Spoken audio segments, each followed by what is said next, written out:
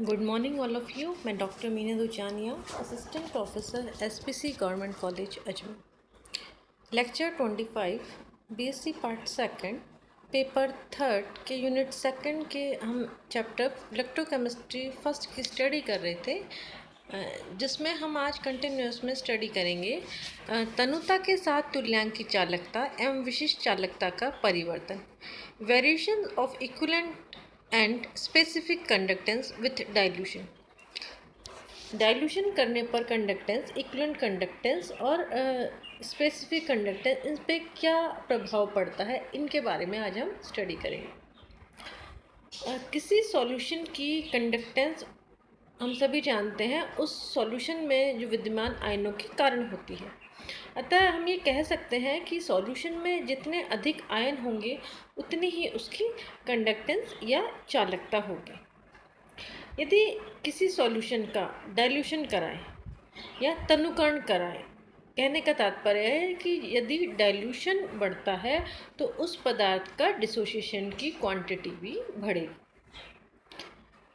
और उसमें जो आयन है उनकी कंसंट्रेशन क्या होगी, वो बढ़ जाएगी। कब? जब हम उसका सॉल्यूशन डाइल्यूशन करते हैं। किसी सॉल्यूशन की डाइल्यूशन बढ़ने से उसमें जितने आयनों की कंसंट्रेशन बढ़ेगी उससे अधिक उस विलयन का क्या होगा, उसका विलयन का वॉल्यूम बढ़ेगा। हम ये कह सकते हैं कि इकाई आयतन विलयन यूनिट वॉल्यूम सॉल्यूशन में विद्यमान आयनों की सांद्रता कंसंट्रेशन तो डाइल्यूशन के साथ घटती है। यही कारण है कि किसी विलयन की मोलर कंडक्टेंस का मान डाइल्यूशन बढ़ाने के साथ बढ़ता है। क्यों बढ़ता? क्योंकि डाइल्यूशन बढ़ने से 1 मोल पदार्थ से डिसोशिएट हुए आयनों की संख्या क्या होती है, बढ़ती है। लेकिन तनुता बढ़ाने पर स्पेसिफिक कंडक्टेंस का मान कम होता है, क्योंकि इकाई आयतन में विद्यमान आयनों की संख्या घट जाती है। हमने इक्विवेलेंट कंडक्टेंस, स्पेसिफिक कंडक्टेंस या विशिष्ट चालकता हमने प्रीवियस लेक्चर्स में हमने पढ़ी थी कि 1 सेंटीमीटर दूरी पर रखे 2 इलेक्ट्रोड के बीच और 1 सेंटीमीटर क्यूब विलयन में पदार्थ रखा हुआ है जिसमें 1 ग्राम तुल्यांक घुला हुआ है। अतः इस विलयन की चालकता तुल्यांक की चालकता होगी, या हम कह सकते हैं कि 1 सेंटीमीटर क्यूब कंडक्टेंस चालकता कहते हैं एरिया की। तो जो इसमें 1 सेंटीमीटर क्यूब एरिया में आयनों की संख्या घट गई, इसलिए क्या होता है कि कंडक्टेंस डिक्रीज हो गई, स्पेसिफिक कंडक्टेंस। अतः इस विलयन की चालकता तुल्यांक की चालकता होगी, साथ ही विशिष्ट चालकता भी होगी, क्योंकि 2 इलेक्ट्रोड के मध्य अनुप्रस्थ काट का क्षेत्रफल है 1 सेंटीमीटर स्क्वायर है।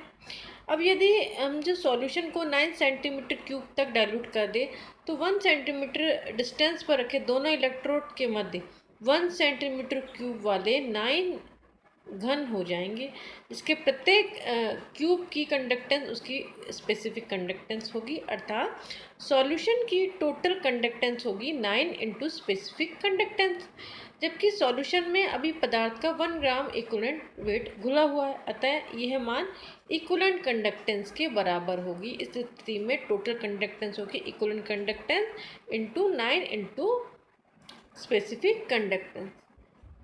अब जो उपयुक्त कथन है की पुष्टि हम केसीएल के विलयन के विभिन्न कंसंट्रेशन पर मोलर और स्पेसिफिक कंडक्टेंस की जो वैल्यू है वो हमें जो सारणी नंबर 2 है उससे प्राप्त होती है। इस सारणी से स्पष्ट है कि कंसंट्रेशन घटने के साथ साथ मोलर कंडक्टेंस के मान में वृद्धि होती है, लेकिन स्पेसिफिक कंडक्टेंस के मान में कमी होती है।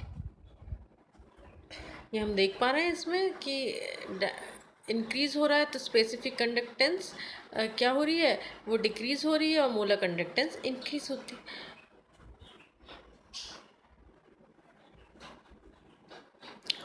कुछ विद्युत विलयनों के विभिन्न मोलर सांद्रताओं के वर्गमूल एवं मोलर चालकताओं के मध्य डायग्राम से शो कर रहा है, जिससे देख के हम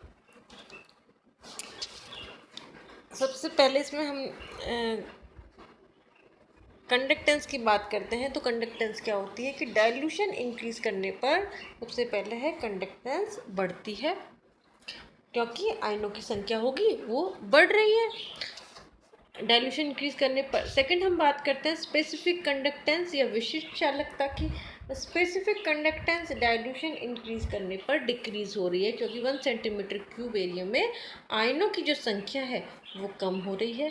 फिर हम बात करते हैं इक्विवेलेंट कंडक्टेंस या मोलर कंडक्टेंस की। वो दोनों क्या होते हैं, इंक्रीज होते हैं। क्यों इंक्रीज होंगे, क्योंकि हमने प्रीवियस क्लास में पढ़ा है lambda is equal to kappa into V upon 1000।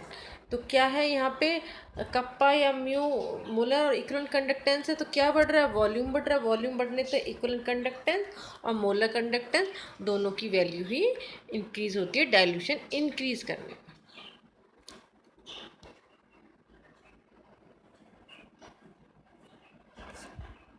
Next हम बात करते हैं माइग्रेशंस ऑफ आयन, आयनों का अभिगमन। यदि किसी विद्युत अपघट्य विलयन में 2 इलेक्ट्रोड डालकर उसे एक इलेक्ट्रिक करंट से जोड़ दें तो सॉल्यूशन के जो केटायन है वो कैथोड की और जो एनायन है वो कहाँ जाएंगे, एनोड की ओर जाएंगे, जिससे विलयन में जो परिपथ होता है, सर्किट होता है, वो पूरा हो जाता है और इसमें जो इलेक्ट्रिक करंट का फ्लो होने लगता है। आयनों के इस विपरीत आवेशित इलेक्ट्रोड की ओर गमन को क्या कहते हैं, माइग्रेशंस ऑफ आयन्स कहते हैं। आयनों के अभिगमन में जब आयनों की चाल या गतिशीलता समान नहीं होती, यदि ऐसा होता है तो इनफाइनाइट डाइल्यूशन।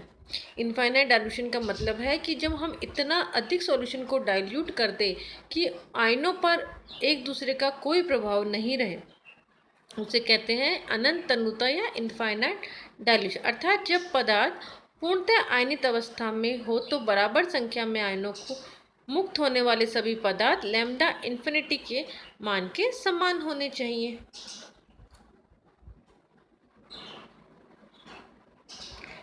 उपयुक्त सारणी में हम देख पा रहे हैं कि इनके मानों में बहुत अधिक अंतर नहीं है। इस अंतर को देखकर हम ये निष्कर्ष निकाल सकते हैं कि जो विलयनों की जो कंडक्टेंस है वो आयनों की संख्या से ज़्यादा उनकी स्पीड पर डिपेंड करती है।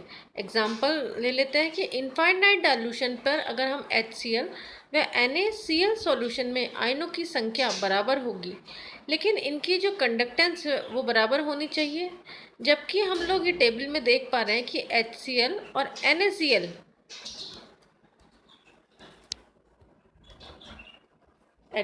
और NaCl, HCl की कंडक्टेंस NaCl की कंडक्टेंस की तुलना में 3 गुना क्या है, अधिक है। अब जो ये इन दोनों आयनों में जो क्लोराइड आयन है वो तो क्या है, कॉमन है, अतः जो कंडक्टेंस में अंतर आता है वो आता है H+ आयन और सोडियम आयनों की मोबिलिटी के कारण आता है। तो हम दूसरे शब्दों में कह सकते हैं कि H+ आयन की जो स्पीड है वो सोडियम आयन की तुलना में 3 गुना अधिक है। आयनों की गतिशीलता प्रमुखतः किस किस पर डिपेंड करती है, आयन्स की नेचर, उसका नेचर आयन का क्या है, उसका टेम्परेचर, उस पर किस प्रकार का पोटेंशियल लगाया गया है पर डिपेंड करती है। इनमें से जो टेम्परेचर का प्रभाव दूर करने के लिए प्रयोगों को थर्मोस्टेट में संपन्न कराते हैं। शेष जो दोनों इफेक्ट को सम्मिलित करते हुए मोबिलिटी ऑफ आयन को हम निम्न प्रकार से डिफाइन कर सकते हैं, किस तरह से कि 1 वोल्ट प्रति सेंटीमीटर पोटेंशियल ग्रेडियंट के प्रभाव से किसी आयन के द्वारा 1 सेकंड में तय की गई दूरी को कहते हैं आयनिक मोबिलिटी या आयनिक गतिशीलता।